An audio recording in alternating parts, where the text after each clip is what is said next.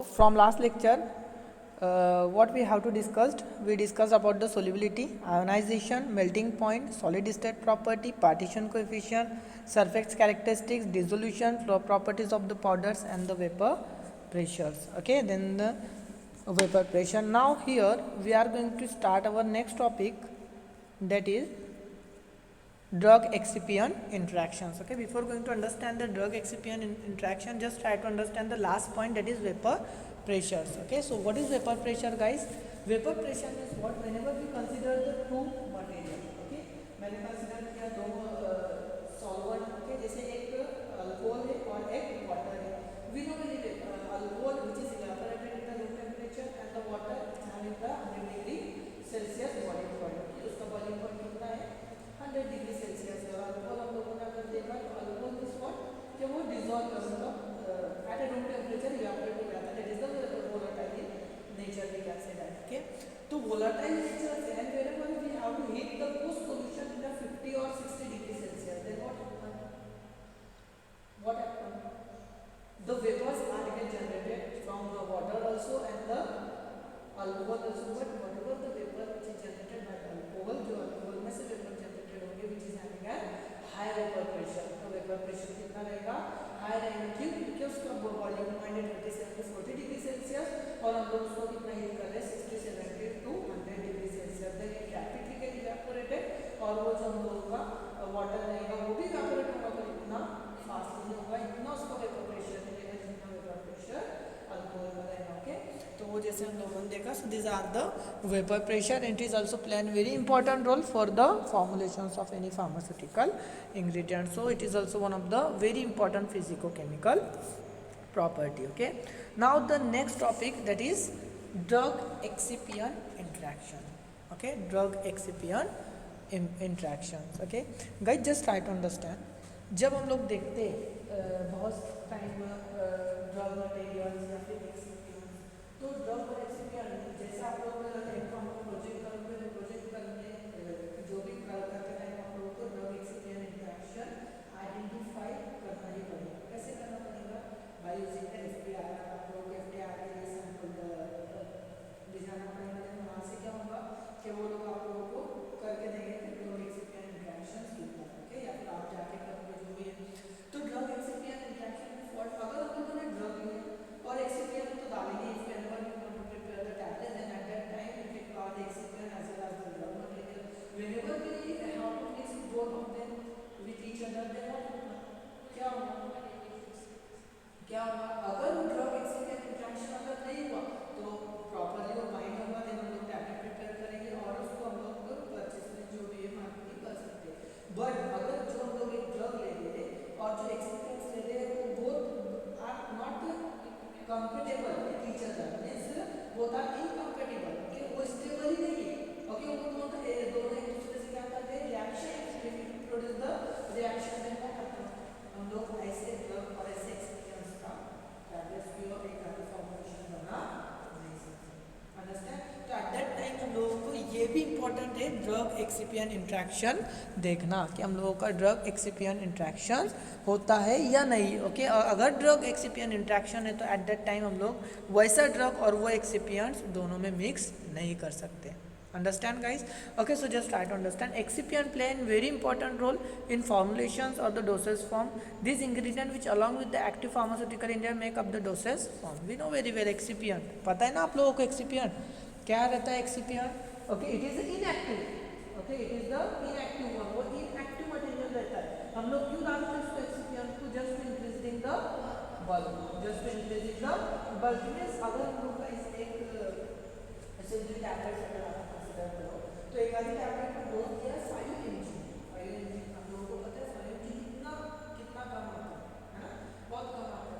तो अगर वो 5 mg हम लोग अगर कंसीडर करें 5 mg और उसके अगर हम टैबलेट में, is it possible to use the tablet that particular 5 mg drug material? No. Why? Because of it is टिच, वो बहुत स्मॉल, बहुत छोटा है, तो it's we can not be able to make any dosage form. तो whenever we want to increase the bulk, whenever we want to make it a dosage form, then we want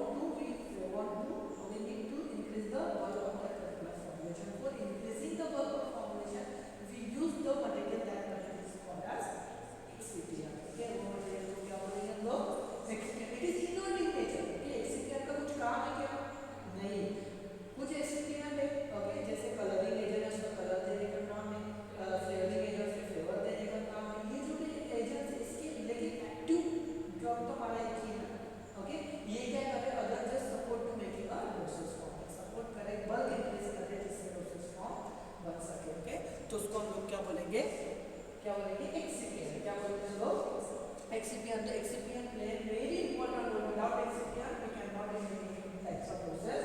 form हम लोग process form करना नहीं सकते, excipient बहुत जरूरी है. तो excipient जरूरी है, वैसे ही हम लोगों को जरूरी है कि वो excipient ड्रग के साथ कितना कितना कैपेबल है. ओके, हम लोग बोलेंगे कितना स्टेबल है.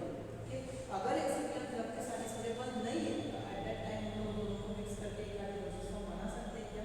नहीं. और बनाने से पहले हम लोगों को वो चेक करना भी बहुत जरूरी है. Okay, excipient act as a protective agents, okay, bulking agents and can also be used to improve the bioavailability of the drug. Okay, बहुत सारे टाइम हम लोग उसकी बायो अवेलेबिलिटी इंक्रीज करने के लिए भी एक्सिपिएंट यूज करते हैं. Okay, so this are the drug excipient interaction.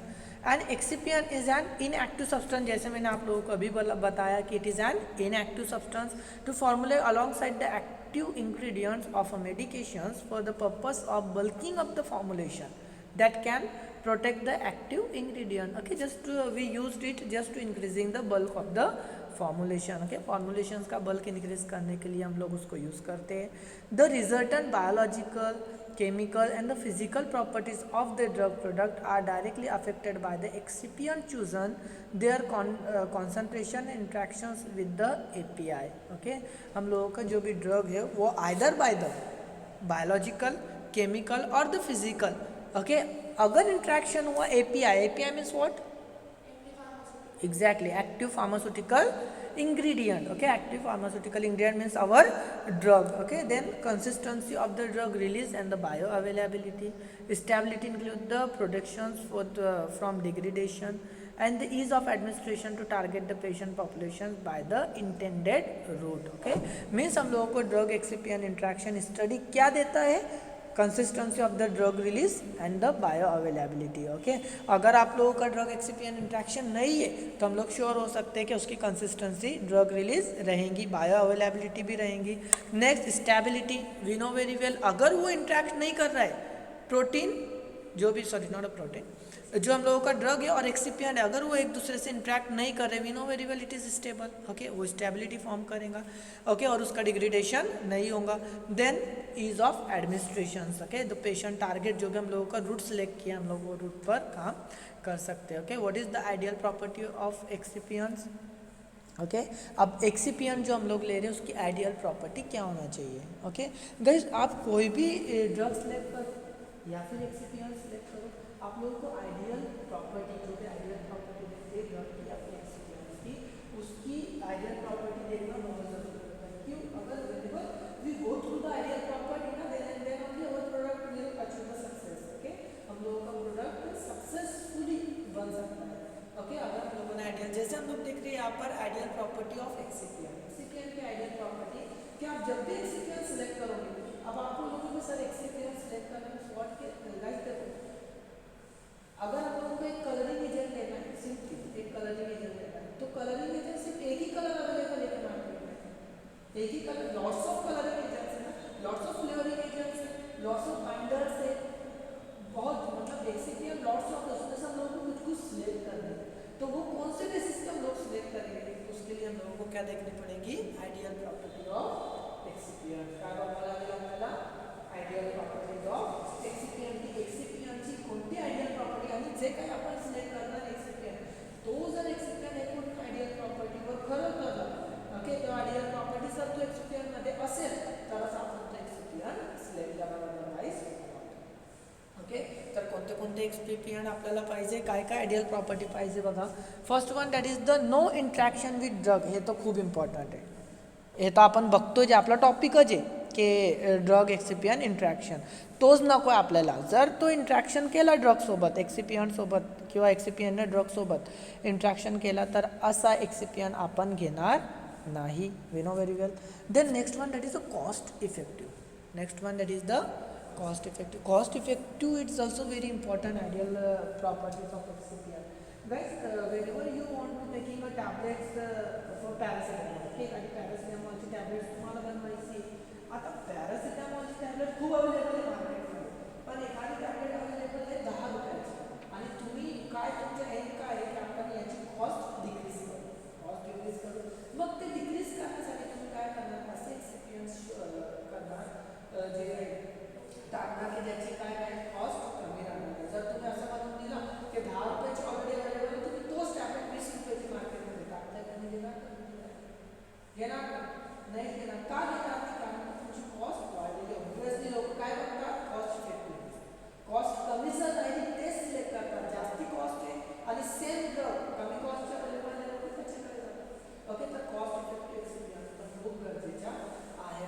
Okay. So this is also one of the ideal property. Means अगर आप लोगों को एक्सिपिएंट सेलेक्ट करना है तो वो कॉस्ट इफेक्टिव भी होना चाहिए. Next one that is the pharmacologically inert.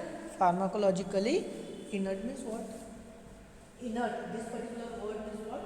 It cannot be having any pharmaceutical effect. Cannot be having any pharmaceutical effect.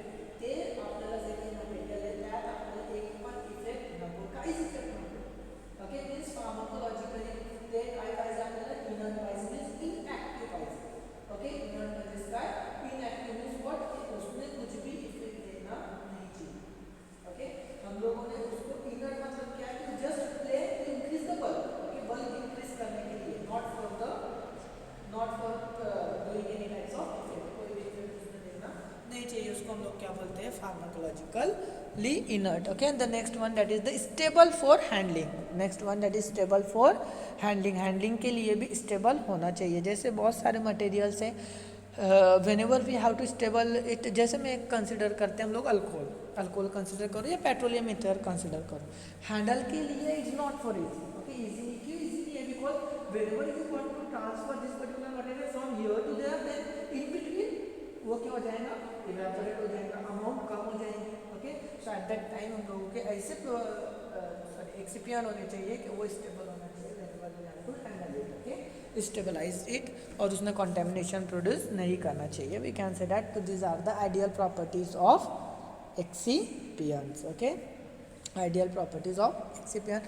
Then the excipients are the inactive ingredients used as a carriers for the active ingredients. Okay, in a pharmaceutical product. Okay, क्या है हम लोगों का? excipients inactive ingredient. We know very well. भरपूरदा आता सांगितलं गेलं माझ्याशी की आपले जे एक्सिपियंट्स आहेत ते इनॅक्टिव्हच राहायला पाहिजे. ओके. अँड ते त्याचं काम काय आहे? फक्त just to produce as an एक कैरियर. ओके. एक कैरियर उसने प्रोड्यूस करना चाहिए. ओके. जैसे बहुत सारे टाइम्स हम लोग जैसे सिंपली टैबलेट्स मैंने बोला ना, अभी टैबलेट्स हम लोग लेते हैं तो उसमें ड्रग तो सिर्फ 5 mg रहता है. वो 1 ग्राम की टैबलेट्स क्या रहता है उसमें पार्टिकुलर? अगर 9.5 ग्राम एक्सिपिएंट्स रहता है. और वो एक्सिपिएंट्स हम लोग as a carrier means what? Carrier means what? To supporting purpose. तो सपोर्ट दैट पर्टिकुलर ड्रग. जो भी ड्रग हम लोगों को देना है, उसको डिलीवर करना है, तो उसको सुइटेबल बनाने के लिए प्रिपेयर करने के लिए हम लोगों का कैरियर यूज होता है. एज ए कैरियर हम लोग उसको भी यूज कर सकते हैं और वही यूज है अपने एक्सिपिएंट्स का. They may classify into the following category. Okay. बहुत सारे कैटेगरीज के एक्सिपिएंट्स हैं like anti adherent, binders, disintegrant, preservative and the sweeteners. Okay. Anti-adherence means what? This particular material or the excipient which is mainly used or which is mainly prevent from the adherence. Okay. Prevent from the adherence. Okay. Means we can say that stickiness. Okay. We can also call as lubricant. We can also call as lubricant is responsible to avoid the adherence from the walls of the container and from the with each other. We can say that. Okay. Means जो भी walls जब हम लोग बनाते हैं तो walls of containers से भी वो अडेयर नहीं होना चाहिए और जब हम लोग पैकेजिंग करते हो पैकेजिंग से भी अडेयर होना नहीं चाहिए. Okay. So anti adherence. Okay. Next example whenever we see that is the binders. Binders means what? This particular drug we also call it polymer. हम लोग इसको और क्या बोलते हैं? Polymer. This particular binders are mainly responsible to bind the drug. Okay. वो जो भी ड्रग होता है वो एक दूसरे से, जैसे एक्सिपिएंट और ड्रग का मिक्सचर है तो एक्सिपिएंट और ड्रग दोनों एक दूसरे से बाइंड होना चाहिए. ओके. क्या होना चाहिए गाइस? बाइंड होना चाहिए. ओके. सो हम लोग क्या यूज करते हैं? Binder. It is also one of the excipient. Next one that is the disintegrants. Disintegrants. What is the purpose of disintegrant? Disintegration. Okay. अगर आप लोग टैबलेट कंसिडर करो या फिर फिल्म्स कंसिडर करो या फिर कुछ भी कंसिडर करो तो आप लोगों को अगर एब्सॉर्ब करना है ड्रग का एब्सॉर्प्शन आपको इंक्रीज करना है तो आपको उसका डिसइंटीग्रेशन इंक्रीज करना पडेगा, है ना. क्यों? अगर वो डिसइंटिग्रेट हुआ मीन्स वॉट, जर आपण टॅबलेट कन्सिडर केली तर तो स्टमकमध्ये जाणार, वॉटरच्या कॉन्टॅक्टमध्ये आल्यानंतर त्याचे छोटे छोटे पार्टिकल, टॅबलेट खूप मोठी आहे, आपण पार्टिकल साईज बघितला ना, टॅबलेट खूप मोठी आहे, तो कधी ॲब्सॉर्ब होईल, जेव्हा तो आधी काय होणार, सगळ्यात आधी काय होतं, त्याच्या डिसइंटिग्रेशन होतो. काय होतं आपल्याला, आपला टॅबलेटच्या काय होतं, डिसइंटिग्रेशन्स होतो. डिसइंटिग्रेशन झाल्यानंतर मग ते कन्वर्ट होतो सोल्युशनमध्ये, म्हणजे डिझोल्युशन होतो. डिझोल्युशन झाल्यानंतर मग काय होतं, ॲब्सॉर्प्शन होतं. काय होतं guys, then it come in a contact of at a site of action. Okay, site of action पर्यंत जाते, मग तिथे इफेक्ट प्रोड्यूस करतो. तर डिसइंटिग्रेशन एक खूप इम्पॉर्टंट पार्ट आहे. आणि जर आपलं ड्रग हार्ड असेल तर ॲट दॅट टाईम आपल्याला काय ॲड करावं लागतं, डिसइंटिग्रंट. काय ॲड करावं लागतं, डिसइंटिग्रंट ॲड करावं लागतं. डिसइंटिग्रंट क्या करता है, just increase the time of disintegration. Decrease the time of disintegration is rapidly disintegrate करतो. डिसइंटिग्रेट रैपिडली हुआ मतलब डिसॉल्व रैपिडली होगा, डिसॉल्व रैपिडली होगा मतलब एब्सॉर्ब रैपिडली होगा, एब्सॉर्ब कॉन्सेप्ट ऑफ एक्शन को प्रोड्यूस करेगा. तो वो डिसइंटीग्रेशन इंक्रीज करने के लिए हम लोग क्या डालते हैं, disintegrant. Okay, then the preservative. What is the functions of preservative guys, each and everything. तुम्ही काही पण बघा, सगळ्यात कोणता पण खायची वस्तू बघा किंवा कॅन्डीज बघा किंवा काही पण बघा, तर तिथे सगळ्यात मोस्ट इम्पॉर्टंट काय राहतं, आपला प्रिझर्वेटिव्ह ॲड करणं खूप गरजेचं राहतो. का रे, कारण की भरपूरदा दिलेलं राहतो की हे this particular thing which is mainly expired within a 2 days, within a 2 months, within a 2 years. तर हे कशावर डिपेंड करतो त्याचे एक्सपायरी डेट, की प्रिझर्वेशन काय, तुम्ही त्याला किती प्रिझर्व करू शकतो. आणि ते प्रिझर्व करण्यासाठी आपण काय करतो, तिकडे क्या ॲड करते हैं लोग, प्रिझर्वेटिव्ह. क्या ॲड करते हैं लोग, प्रिझर्वेटिव्ह ॲड करते हो. प्रिझर्वेटिव्ह क्या काम करता है, it responsible to prevent for the growth of micro organism. Okay, micro organism की ग्रोथ से वो प्रिवेंट करता है. बिकॉज हम लोग कॉन्टैमिनेटेड किंवा डिग्रेडेशन का बोल सकते हैं, जब उसको माइक्रोबियल ग्रोथ होगी ना. आपण एखादी जर पोळी बनवल्यानंतर आपण त्याला ॲज इट इज ठेवून दिलं, 2-3 दिवसानंतर काय होणार आहे, फंगस जनरेट होतो. तर आपण ते खाऊ शकतो का, नाही, तो झाली डिग्रेड, आता तो एक्सपायर झाला. पण तोच पोळीला जर आपण 1 दिवसात व्यवस्थित जर आपण झाकून ठेवलं, व्यवस्थित त्याला प्रिझर्व करून ठेवलं, तर काय होतं, आपण दुसऱ्या दिवशी पण त्याला खाऊ शकतो. खातो भरपूर आपण दुसऱ्या दिवशी, पण आपण त्यालाच न कंटिन्यू करू शकतो, कारण की at that time microbial growth. तर हे प्रिझर्वेटिव्हचे कामच काय आहे, ते मायक्रोबियल ग्रोथला अवॉइड करणे. काय करणे, इनहिबिट करणे, अवॉइड करणे. तो इनहिबिट होतो, मायक्रोबियल ग्रोथ इनहिबिट होते. ग्रोथ इनहिबिट झाली, मायक्रोबियल ग्रोथ इनहिबिट झाली, तर तुमच्या प्रोडक्ट आपोआप प्रिझर्व होणार. प्रिझर्वेटिव्ह तेच काम करतात. आणि आपली टॅब्लेट्सला पण किंवा डोसेस फॉर्मला पण प्रिझर्व करणं खूप गरजेचं आहे. कारण की आपण भरपूरदा बघतो की जे काही आपला मटेरियल आहे it will expire after 2 years. 2 yearची एक्सपायर, 1 yearची एक्सपायर, ते कशावर डिपेंड राहतं, आपण किती प्रिझर्वेटिव्ह, कोणता प्रिझर्वेटिव्ह, कसं प्रिझर्वेटिव्ह ॲड केलं आहे. तर ते प्रिझर्वेटिव्ह पण ॲड करणं खूप गरजेचं आहे. And the next one that is the sweetener. Next one that is sweetener. What is the purpose of sweetener, just to masking the taste. Okay, mask the taste. Okay, जे काही bitter test है, जो भी bitter taste रहता है, okay, वो test को mask करने के लिए हम लोग स्वीटनर ऐड करते हैं. ओके, तो स्वीटनर, ओके, जैसे हम लोग कोटिंग करते हैं बहुत सारे टाइम आप लोगों ने देखा टैबलेट कोटिंग, चॉकलेट कोटिंग है, ओके, देन फिर कोटिंग है, शुगर कोटिंग है. ये कोटिंग क्यों करते हैं लोग, most of the time to mask the taste को मास्क करने के लिए. अगर टेस्ट को मास्क हम लोग नहीं करते तो वो इतनी बिटर रहती है, can not be suitable for the paediatric as well as the geriatric patient. लहान बाळं बघितलं आपण, तो घेणार ना. छोटे लोक, बुढे लोक, लोकांना देखा वो भी नहीं, क्यों नहीं, because they are mentally, they are not stable ना. अनस्टेबल है तो उनकी मेंटलिटी इतनी स्ट्रांग, जैसे अडल्ट की पूरी मैच्योर रहती है. अगर हम लोग छोटे बच्चे भी देखें तो उनकी मेंटलिटी इतनी स्ट्रांग नहीं. और हम लोग अगर म्हातारे लोकांना जर आपण बघितलं तर ते पण एवढी स्ट्रांग मेंटॅलिटी, म्हणजे त्यांची पण डिग्रीज होत जाते. ओके, मीन्स आपण सांगू शकतो की जर असे पेडियाट्रिक जेरियाट्रिक आपलं टार्गेट आहे, तर आपल्याला मास्किंग टेस्ट तर खूपच गरजेचं आहे. जर आपण अडल्ट पेशंट बघितलं, आपण स्वतः बघा, एखादी टॅबलेट्स आहे आणि दुसरी टॅबलेट, दोघी टॅबलेट्स एक इफेक्ट देणार आहे, पण एकाचा टेस्ट खूप बिटर आहे, एकाचा गोड आहे, आपण कोणती घेणार, स्वीटच घेणार.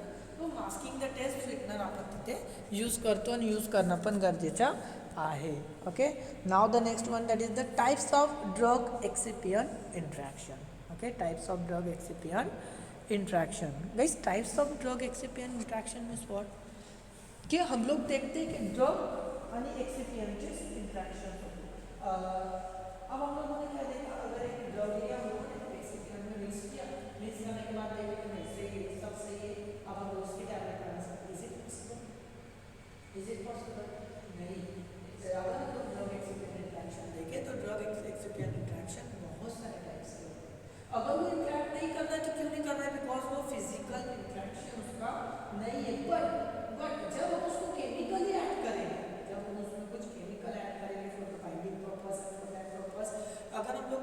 रिएक्ट कर रहे हैं तो केमिकल इंट्रैक्शन में भी दे सकते हैं। ओके ठीक है, अगर केमिकल इंट्रैक्शन भी उन्होंने नहीं दिया तो हम लोगों ने उसको जब हम लोग जब एडमिनिस्ट्रेट करेंगे अंदर बायोफार्मास्यूटिकली म्हणजे बायोलॉजिकली जो भी हम लोग के केमिकल्स इनसाइड द बॉडी वो केमिकल से कोई इंट्रैक्शन कर सकता है ना, that is the biopharm. Then the excipient interaction, हम लोगों ने देखा कि ड्रग और एक्सिपिएंट का तो इंट्रैक्शन नहीं हो रहा है, लेकिन दो एक्सिपिएंट है जैसे बाइंडर्स है और स्वीटनर्स है, दोनों को हम लोग जब मिक्स करें दोनों का इंट्रैक्शन हो रहा है। ओके तो एक टाइप्स के तो कौन सा टाइप्स का इंट्रैक्शन है तो उसमें दिया है physical interaction, chemical interaction and the biopharmaceutical interaction and the excipient interaction. Okay इसमें हम लोग फर्स्ट देखेंगे that is physical interaction. Okay what is the physical interaction, क्या है physical interaction? Physical interaction means what? Yeah exactly we can say that. Okay yeah exactly the colour, order, size, shape, okay उसके changes दिखते हैं, मतलब वो interaction को हम लोग क्या बोलते हैं? Physical interaction. It is we can be see in our naked eyes, हम लोग नेकेड आइज से उसको देख सकते हैं। जैसे physical interaction alter the rate of dissolution, okay वो रेट ऑफ डिसोल्यूशन अल्टर होगा, डोसेज यूनिफॉर्मिटी अल्टर्ड होंगी। ओके हम लोगों को जितना डोज हम लोगों ने सिलेक्ट किया वो डोसेस आएंगे ही नहीं। Then the physical interaction do not involve the chemical changes, okay वो केमिकल चेंजेस उससे इन्वॉल्व नहीं होते, okay but permit the component in the formulations to retain their molecular structures and the physical interaction are difficult to detect most of the time। हम लोग जो भी physical interaction है वो difficult होता है डिटेक्ट करना। जैसे मैंने कहा अगर कलर चेंज हो रहा है तो हम लोग देख लेंगे ओके वो केमिकल इंट्रैक्शन में चला जाएगा। अगर उसका ऑर्डर चेंज हो रही है वो भी ऑर्डर केमिकल जनरेट होगा, रिएक्शन होगी केमिकल। लेकिन अगर हम लोग फिजिकल इंट्रैक्शन में भी अगर देखा तो फिजिकल इंट्रैक्शन में क्या क्या होता है? डिसोल्यूशन, डिसिंटीग्रेशन, ये सब इंट्रैक्शन होता है। मतलब तब हम लोग को पता चलता है कि वो फिजिकल इंट्रैक्शन है। हम लोगों ने ड्रग में एक्सिपिएंट ऐड कर दिया, ऐड करने के बाद हम लोग क्या करेंगे उसको टैबलेट में करेंगे। अब जब हम लोग एक्सिपिएंट में ड्रग ऐड कर रहे थे तब कलर भी कुछ चेंज नहीं हुआ, शेप चेंज नहीं हुआ, ऑर्डर्स को चेंज नहीं हुआ, कुछ नहीं हुआ। मतलब लोग क्या कहेंगे है ना हमारा कंसेप्ट स्टेबल है। तो हम लोग बनाने के बाद जब उसको डिसोल्यूशन करेंगे, जब वो डिसोल्यूशन प्रॉपर नहीं आएगा तब हम लोग को बहुत सारे स्ट्रगल के बाद पता चलता है कि वो फिजिकली अनस्टेबल है। जो कलर चेंज नहीं कर रहे, कुछ चेंज नहीं कर रहे, लेकिन वो फिजिकली जब हम लोग उसका डिसोल्यूशन ले रहे, उसका फ्लो प्रॉपर्टी ले रहे, ये चीजें ले रहे, तो तब हम लोग को पता चल रहा है कि that is a drug excipient interaction. और उसको हम लोग क्या बोलेंगे? Physical interaction. क्या बोलेंगे हम लोग उसको? Physical interaction. Is difficult to detect, okay वो डिफिकल्ट होता है अंडरस्टैंड करने में, डिटेक्ट करने के लिए। ओके फॉर एग्जाम्पल जैसे यहाँ पर बहुत सारे दिया है interactions like complexation, then beneficial effects examples and the detrimental effect examples. Okay beneficial effect है, डिटर्मिनेंटल इफेक्ट है। जैसे अगर हम लोगों ने डेट्रीमेंटल इफेक्ट देता तो tetracycline form the insoluble complex with the calcium carbonate, okay tetracycline leading to slower dissolution and decrease the absorption. Okay अगर हम लोग टेट्रासाइक्लिन देखा इनसोल्युबल कॉम्प्लेक्स फॉर्म करता है किसके साथ? वो कैल्शियम कार्बोनेट के साथ। अगर हम लोग टेट्रासाइक्लिन ले रहे हैं और कैल्शियम कार्बोनेट लेंगे तो ऑब्वियसली क्या हो जाएगा guys? Dissolution and rate and absorption rate क्या हो जाएगा? डिक्रीज हो जाएगा। ओके मतलब ये क्या हुआ? एक टाइप्स का इंट्रैक्शन हुआ। अब ये टाइप्स का इंट्रैक्शन मतलब जब हम लोगों ने टेट्रासाइक्लिन के साथ कैल्शियम कार्बोनेट ऐड किया था तो करने के बाद हम लोगों को कुछ चेंजेस दिखे थे नहीं दिखे थे। हम लोगों को कहाँ चेंजेस दिखे? जब हम लोगों ने क्या किया उसका डिसोल्यूशन, जब हम लोगों ने उसका चेक किया एब्सॉर्प्शन, तब हम लोगों को पता चला कि टेट्रासाइक्लिन कैल्शियम कार्बोनेट के साथ स्टेबल नहीं है। Understand guys? So this particular thing is called as physical interaction। Okay now the next one that is the chemical interaction। Okay chemical interaction, active pharmaceutical ingredient and the excipients are react with each other, okay or other to form the unstable compound। Okay common है जैसे मैंने add किया drug add किया अपना active pharmaceutical ingredient और colouring agent add किया, colouring agent और drug और स्वीटनिंग एजेंट मतलब एक्सिपिएंट ऐड किया। करने के बाद हम लोगों को पता चला कुछ रिएक्शन प्रोड्यूस होगी और पूरा कलर ब्लैक कलर प्रोड्यूस हो गया, फिर पंचर स्मेल आना शुरू हो गई या फिर बर्निंग स्मेल आना शुरू हो गई। मतलब we can say that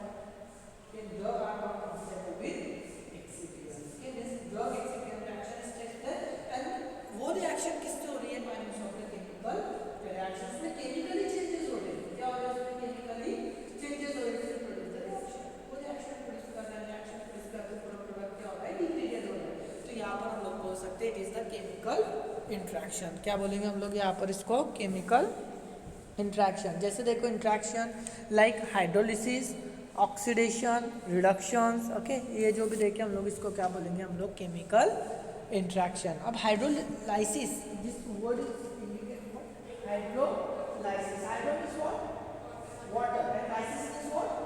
Breakdown. This hydrolysis is what? Breakdown of water. Okay, breakdown from the water. Okay, water च्या presence मध्ये breakdown होणे त्याला काय म्हणतात आपण?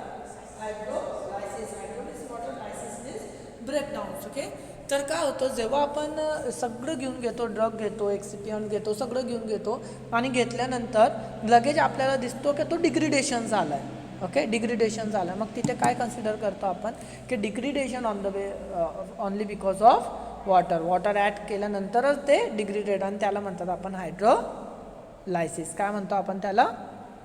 Hydrolysis. Okay, now the examples of the drug undergo such interaction like anaesthetics, antibiotics, vitamins and the barbiturates. Okay, हे जे काय बार्बिच्युरेट्स आहे, अँटीबायोटिक्स आहे, एक्झाम्पल्स आहे की त्याची हायड्रोलिसिस होऊ शकतो भरपूरदा. Then the oxidation. ओके, आपण बघू शकतो ऑक्सिडेशन माहिती आहे तुम्हाला? What is oxidation? हां, means it is responsible to with the presence of oxygen, the oxidation is takes place, means additions of oxygen, removal of hydrogen is takes place, it is called as oxidation. Okay, oxidations hoto, reductions hoto. Okay, so that is also the chemical interaction. Now the next one, that is the biopharmaceutical interactions. Okay, काय guys next? Biopharmaceutical interactions. Okay, third point है biopharmaceutical interactions. Okay, ठीक है, we will discuss in next lecture. Okay, आपण next लेक्चरमध्ये आहे discuss करू what is biopharmaceutical इंट्रॅक्शन्स. Okay, सो आज आपण काय काय डिस्कस केलं?